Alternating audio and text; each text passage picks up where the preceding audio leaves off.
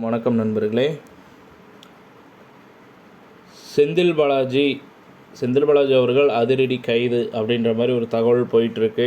ஏன் அப்படின்னா, செந்தில் பாலாஜியுடைய மனைவி பார்த்திங்கன்னா நீதிமன்றத்தில் ஒரு வழக்கானது பதிவு செஞ்சுருந்தாங்க. மனு தாக்கல் ஒன்று செய்யப்பட்டது இல்லைங்களா? அந்த ஆட்கொணர்வு மனு உடைய விசாரணை பார்த்திங்கன்னா நீதிமன்றத்தில் போயிட்டு இருந்தது. ரொம்ப நாளாக பார்த்திங்கன்னா வழக்கு தள்ளி வைக்கப்பட்டு தற்பொழுது தீர்ப்பானது வழங்கப்பட்டு இருக்கிறது.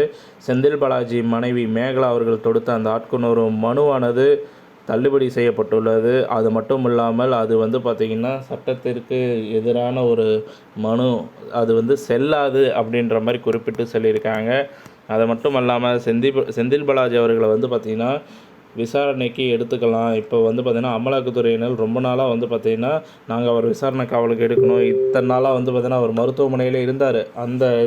அந்த நாட்கள் எல்லாமே பார்த்திங்கன்னா மருத்துவ நாட்களாக எடுத்துக்கணும், விசாரணைக்கு காவலுக்காக ஒதுக்கப்பட்ட நாட்களாக கருதக்கூடாது அப்படின்னு இருந்தாங்க. ஸோ அதையெல்லாம் தாண்டி பார்த்திங்கன்னா இப்போ செந்தில் பாலாஜி அவர்களை நீங்கள் கஸ்டடியில் எடுத்து விசாரிக்கலாம் அப்படின்ற மாதிரி தீர்ப்பும் வழங்கப்பட்டு இருக்குது.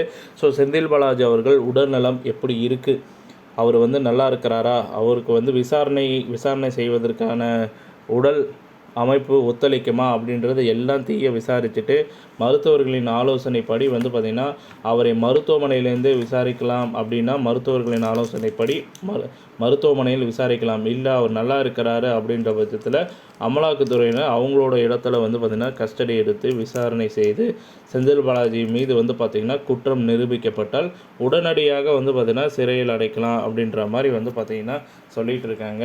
இப்போ பார்த்திங்கன்னா காவேரி மருத்துவமனை சுற்றிலும் பார்த்திங்கன்னா திமுக தொண்டர்கள், அதாவது செந்தில் பாலாஜியினுடைய பார்த்திங்கன்னா தொண்டர்கள் நிறைய பேர், திமுக தொண்டர்கள், செந்தில் பாலாஜி தொண்டர்கள் எல்லாருமே சுற்றி பார்த்திங்கன்னா காவேரி மருத்துவமனை சுற்றிலே இருக்கிறாங்க. ஸோ அங்கே எதனா ஒரு கலவரமோ வேறு எதனா பிரச்சனை ஏற்படுமோ அப்படின்ற ஒரு காரணத்தினால அந்த இடத்தில் பார்த்திங்கன்னா சுற்றிலும் பார்த்திங்கன்னா பாதுகாக்கப்பட இருக்கிற காவல் ஆய்வாளர்கள் நிறைய பேர் பார்த்திங்கன்னா அங்கே சுற்றி இருக்கிறாங்க.